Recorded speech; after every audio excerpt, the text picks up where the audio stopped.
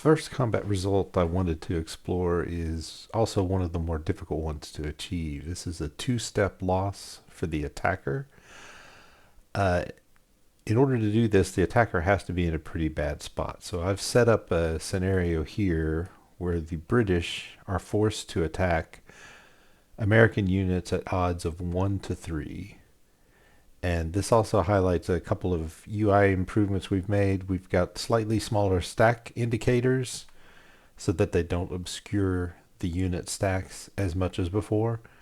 And also, if you want to just get a quick review of the units in the stack, if you just hold your mouse over the hex and press tab, it will move the unit on the top of the stack to the bottom so that you can quickly cycle through and see all of the units in the stack. Now for this attack, you'll notice I have Fraser's Rangers, which is a one-step unit. It has a little indicator here so that it is only one step. In the first scenario, I'm going to have that be my lead unit. So for the two-step loss, I'll have to choose a second unit to absorb the second step loss. That's a situation that can come up in the game. I'm going to click the Generate Required Attacks button. Since this attack is simple to define, it's just a poor attack for the British. It will automatically choose all of the units. If I hover over, I'll actually see the arrows indicating who's being attacked. And I will click Done. And now we will resolve this attack. I will choose Fraser's Rangers as my lead unit for the British. And I will choose Dearborn as the lead unit for the Americans. He has a +2 modifier. And I'm going to choose Stand Fast as the tactics card for each.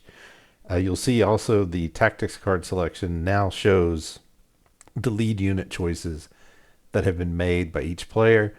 It also shows you the odds and what the die roll modifier is before the tactics card has been applied. Since I have both sides picking the same card, the modifier will be a 0. So the net attack die roll modifier is a -2. And I've programmed this attack to return a 0. This is really the only way I can get the two-step loss result. So you'll see the attacker is suffering a two-step loss. I'm not going to spend a momentum chip in this situation, just so that we can test the result. And now we have our final results. Click OK. First thing that happens is Fraser's Rangers have been eliminated because they were a one-step unit and the player had to take a two-step loss.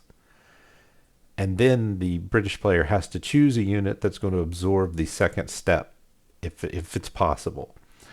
So we'll choose the Earl of Balcarres, and you'll see that he is now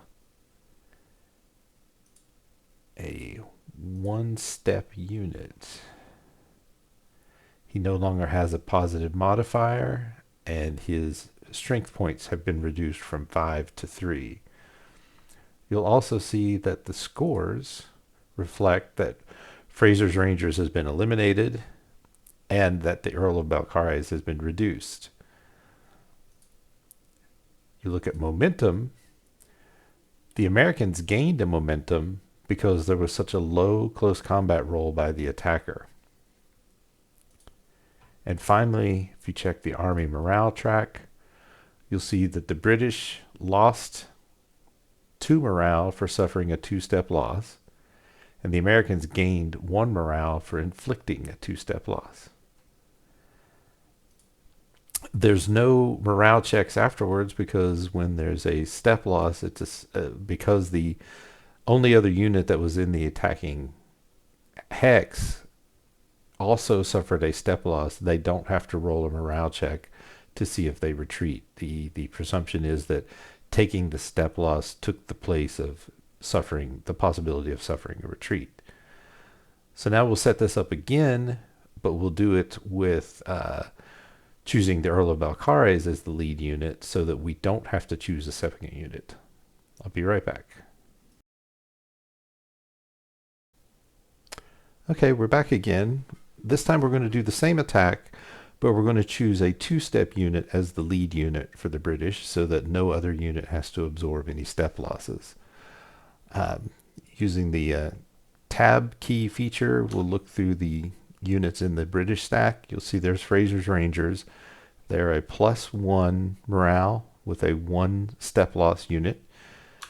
And then we also have the Earl of Balcarres. It's also a +1 morale, but is a 2-step unit. That's the unit we're going to choose for our lead unit this time. We'll click Generate Required Attacks and View to sort of highlight that this is the same attack as before. We'll hit Done and Resolve. And this time we're going to choose the Earl of Balcarres for our lead unit. And the defender will choose Dearborn again. You'll see that the defender has an image of which unit the attacker chose for their lead unit. And we're just going to choose Stand Fast again as our tactic for each so that it doesn't modify the die roll anymore. And this is scripted to roll to 0, so we get our 2-step loss. We won't spend our momentum chit. And we'll see that the Earl of Balcarres has been eliminated. That's because taking the 2-step loss will eliminate any unit. But now, because the other unit in the hex did not have to absorb any step loss, they have to make a morale check. And we see a little summary here of what their bonuses will be. They have a +0 army morale. They have a 1 bonus for the unit morale, and then they have a 2 bonus because of Fraser. So their net die roll modifier will be a +3. So we click Resolve, and we'll see that they passed the morale check, and we get the summary again of the die roll modifiers. So they will not need to retreat, and that will be the end of the combat. And then once the next turn starts, let's look and see what happened here. Our morale check, we have the same effect as before. They suffered a 2-step loss. It's just a different unit. So they got a -2 on army morale and +1 for the Americans for inflicting it. On the momentum, the Americans again gained a momentum chip because of the low die roll by the attacker. And in the score, you'll see that the Americans got 2 points for eliminating a 2-step unit. So that's the 2-step loss combat result. And next we'll move on to a 1-step loss and a 1-step loss with a leader casualty. Okay, now we're going to look at the 1-step loss combat results. We've set up a different scenario here. You'll see for the British we have the Earl of Balcarres, a 2-step unit with a +1 unit morale. We also have Fraser and the Grenadiers, another 2-step unit but with a +2 morale. And then for the Americans we have Arnold, the 9th Massachusetts, which is a 2-step unit with a +1 morale, and Dearborn, which is a 2-step unit with +2. So we're going to generate our attacks, click Done, and then Resolve. And for our lead unit, we'll choose the Grenadiers because they have the +2. And the defenders, the Americans, will choose Dearborn for the same reason. And each side will choose Stand Fast so that tactics cards don't modify the roll. And the scripted die roll gives us a net die roll of 0, which is a 1-step loss for the attacker. We won't spend a momentum chit. That makes the results final. And now we just saw that the Grenadiers went down. They lost 1 step, and their unit morale bonus is now just a +1, and their strength points have gone down to 3. And now we also have to make a morale check for the other attacking unit. That would be the Earl of Balcarres. Their modifiers are the army morale just gives it +0, and the unit morale is a +1. They click Resolve, and we get the roll. They need a 5 or better to succeed, so they failed that morale check, which means the Earl of Balcarres has to retreat 1 hex. Then we confirm that. And then the next turn will begin, and we can see what has changed on the map. The Americans scored half a point for reducing a two-step unit. No one gained momentum because even though the net die roll was a 0, it wasn't low enough to award a momentum chit. And on the Army morale track, we see that the British lost 1 morale for suffering a 1-step loss, and the Americans gained morale for inflicting that same loss. So now we'll go back and perform the same attack again, but get the result of a 1-step loss with the leader casualty to see what that looks like.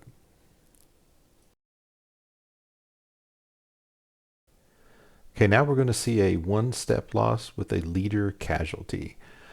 We've got the exact same attack as before. Fraser and the Grenadiers and the Earl of Balcarres versus Arnold, the 9th, and Dearborn. So we're going to generate the attacks. Click Done, then choose to resolve this attack. We're going to choose the Grenadiers and Dearborn again. And we'll choose Stand Fast for our tactics card for each, so there's no additional modifier. And the scripted die roll is a 0, which gives us a net die roll of -1. And you'll see the attacker result is 1-step loss with the asterisk. That indicates a leader casualty. We won't spend a momentum chit, so that result becomes final. And now you'll see we get the message that General Fraser has been eliminated. And the Grenadiers have lost a step. They're only a +1 unit morale, and their strength points are 3, and they only have 1 step remaining. The Earl of Balcarres also has to perform a morale check, which he passes with a 6, so he does not have to retreat. And now we'll finish the setup for the next turn and look at what the impact was on our different scores. So the score, we had a 2-step unit reduced, which was half a point, but the leader casualty of General Fraser awards a full point, giving the Americans 1.5 points. You'll notice that our net die roll was a -1. Anytime you get a -1 or worse on your net attack roll, your opponent can gain a momentum chit. So the Americans gained a momentum chit. And then let's look at our Army morale modifications. The same as before, we have a -1 and +1 for suffering and inflicting a 1-step loss. But now we also have a -1 and +1 for the leader casualty for General Fraser. So that's how the 1-step loss with leader casualty works. We'll come back and we'll do an captured unit with the attacker choosing which unit is captured. See you then. Okay, now we're going to look at an attacker, the combat result of the attacker has a captured unit, but the attacker gets to choose which unit is captured. This is interesting because you don't necessarily have to lose your lead unit in the combat. So we've got the exact same setup for combat as before. Same units. We're going to generate the attacks. View that. We'll click Done. And now we're going to resolve. And in order to get this result, we need a slightly lower result. So we're going to choose the Earl of Balcarres as our lead unit, since he's only a +1 morale modifier, and we'll have the defenders choose Dearborn again. And then both sides will choose Stand Fast. So the net effect should give us the, here we go, captured attacker's choice. And you'll see that our net die roll is a -2. We will not spend a momentum chit. So that result is now final.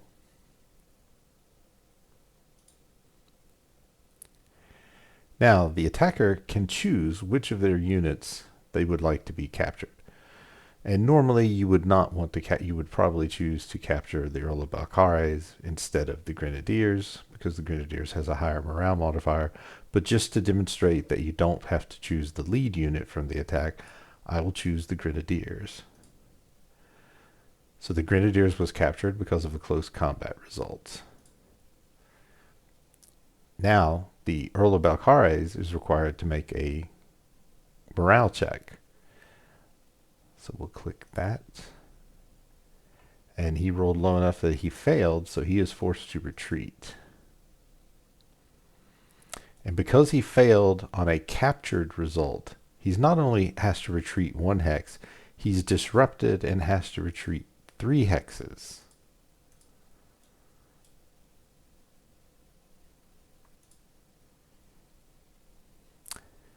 And we'll get the next turn started so that we can look at the details of what's actually changed here. So you'll see on the scores, the Americans gained a point for having captured a unit. On the momentum, the British lost a momentum because they had a high morale, a +2 morale unit that was captured, the Grenadiers. If a high morale unit that's at full strength is captured, you lose a momentum chit. The Americans gained because the British rolled a -1 or lower on their attack roll. So this was a big swing in momentum chits for the Americans. And then if we look at our morale track, the British lost 1 for having a unit captured, and the Americans gained 1 for capturing a unit. So that's the captured unit attacker's choice result. Next, we'll look at a straight disrupted result.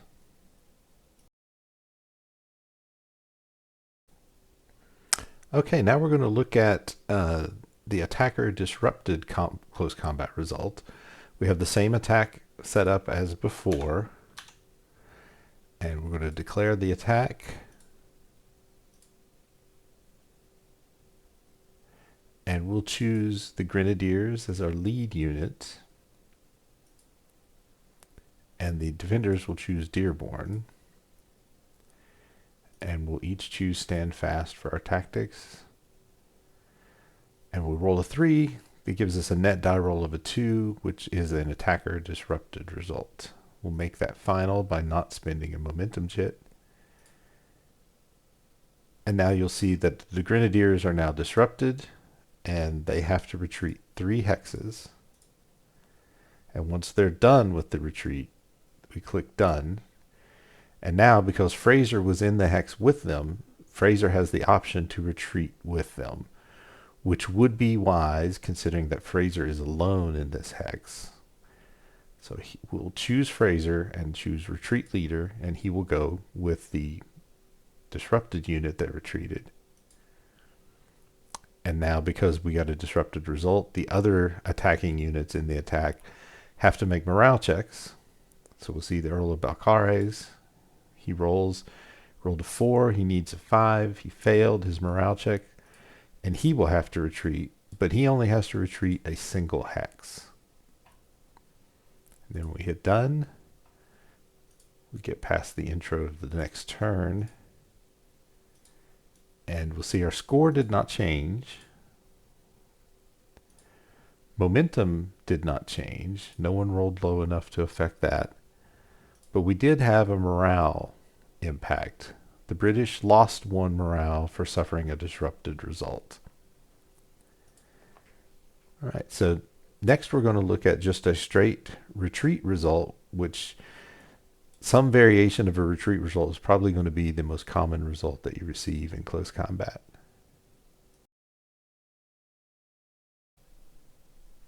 Welcome back. Now we're going to look at the attacker retreat combat result. We have the same combat setup as before, same units, and we'll generate the attack. Click Done. Resolve the attack. This time I'm going to choose the Earl of Balcarres, just so that the Grenadiers for their morale check will be with the leader. And I'll choose the 9th Massachusetts as the lead unit for the defender, just so that the morale bonuses are the same. We'll pick Stand Fast again for each of our tactics. And our net roll is a 3. You'll see that is an attacker result of retreat. We'll make that final by not spending a momentum chit. So for the retreat result, it's just the lead unit that has to retreat automatically. So we'll retreat the Earl of Balcarres 1 hex, click Done, Now the other units in the attack have to conduct a morale check, but you'll see the Grenadiers already have a +2 bonus. There's no army morale bonus, but they also get a leadership bonus from having Fraser in the hex with them. So their net die roll modifier is a 4, so they have a very good chance of passing this test. And they do. They roll a 2, so they have a net of a 6, so they do not have to retreat. And if we look at our effects on our scores and momentum, there's no effect on score, there's no effect on momentum chit, and there's no effect on army morale. So a retreat is almost more of a positional result than it is a score influencing result. It can put you in a bad spot if you wind up retreating half of a stack and the remaining units in the hex are that much weaker, and you're forced to attack on a later turn, or you're responding to an attack by a much stronger opponent. But the next result we'll look at is what happens if the attacker and the defender both have to retreat as a result of combat.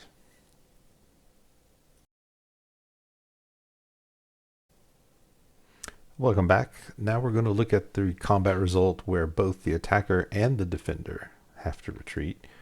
Again, we have the same combat as before, the same units. Generate the attack. Click Done. Resolve that attack. I'm going to go back and choose the Grenadiers again as my lead unit and Dearborn as the defender's lead unit. And we'll choose Stand Fast for our tactic result for both. And you'll see we rolled a 6. The net die roll was a 5. So the effective result is a retreat for both sides. I'll make that final by not spending a momentum chit. And now we'll see that when both sides have to retreat, it's the defender who must retreat first. So the Americans will retreat Dearborn and click Done. He only has to retreat a single hex. They have the option to retreat Arnold with Dearborn. If they retreat Arnold at this point in time, he'll automatically go with Dearborn, but the other unit in the combat will have to perform their morale check without the benefit of Arnold's bonus. However, we probably want to retreat Arnold because we don't want to leave him in that hex. If they succeed in passing their morale check, then we're going to have a very weak stack left in the hex. So I am going to retreat Arnold. So he has gone with Dearborn. We click Done. And now the 9th Massachusetts has to perform a morale check, but they do not get the Arnold's bonus, even though he was there during the combat. And they happen to pass. So that may actually not be a positive result for them, because now we have a 3 strength point unit alone in a hex. The Grenadiers must retreat because they were the lead unit for the attacker. And they have the same choice about retreating Fraser or not, and they definitely want to retreat Fraser because there is no other combat unit in that hex. And if they left Fraser by himself, he could be captured easily. And the Earl of Balcarres has to perform a morale check, which he fails. So he's going to stay in that location. I'm sorry, he failed, so therefore he has to retreat a single hex. So I'm going to retreat him so that he's adjacent to the Grenadiers. And get past the start of the next turn. And look, no score has changed, no momentum chits have changed, and our army morale track, no adjustments have been applied. So this is strictly a positional change on the battlefield. The next result we'll look at, and the final result we'll look at in this video, will be what happens when both sides are pinned.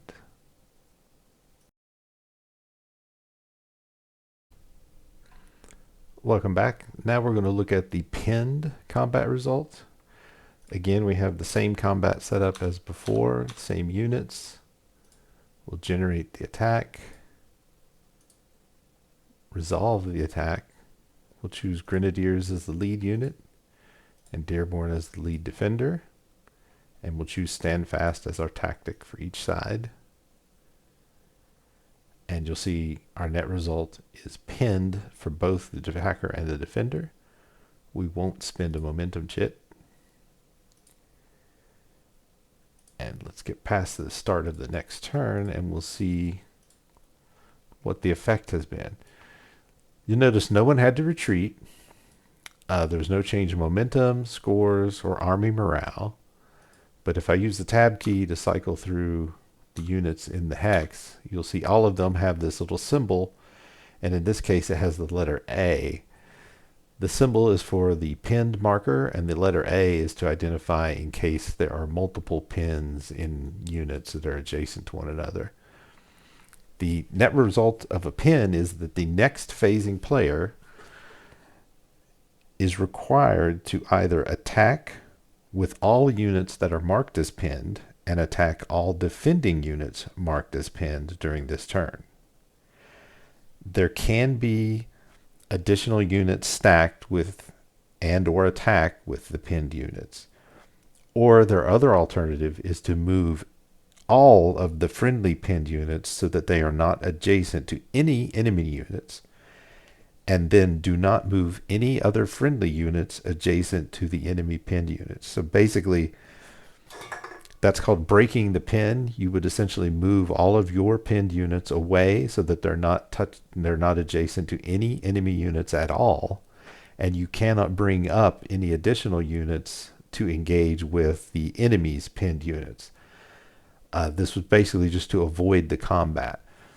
The penalty for this, however, is that for each pin that you break, and doing this would require moving all three of these units, Earl of Balcarres, the Grenadiers, and Fraser, you would lose 1 army morale for breaking the pin. Well, that's the pinned attacker combat result. As you can see, we basically walked through all of the different possible die rolls, and I think we've covered everything that can affect the attacker. These are all the same effects that would affect the defender, with the exception of the defender has a result that they can receive in which they have a unit that's captured where the defender chooses it, or they could have a unit being captured where the attacker picks which unit is captured. Otherwise, the results are equivalent. I'll leave this here and then we'll do a wrap up. So in this video, I wanted to go through all of the possible close combat results and how they might work with regards to unit morale checks. This is all brought on by the fact that in recent playtesting with the designer, we found that the game had a bug and that I was letting players resolve all of their morale checks simultaneously and then forcing them to perform their retreats that were required in order. And in actuality, the players should be, each side should evaluate the morale check separately and one at a time, and so that way they're forced to make a decision possibly about retreating a leader or not. And once you retreat a leader, then that leader no longer will benefit the other units for their morale checks. If you've seen anything in this video that you think is a mistake, please let me know. I know the designer will be watching it and will let me know if anything is incorrect. But once I have these videos in a form where I know that all of the rules have been stated correctly, then we'll transform this devlog video into a reference video for when the game is released in December. Thanks for watching, and please feel free to leave comments below.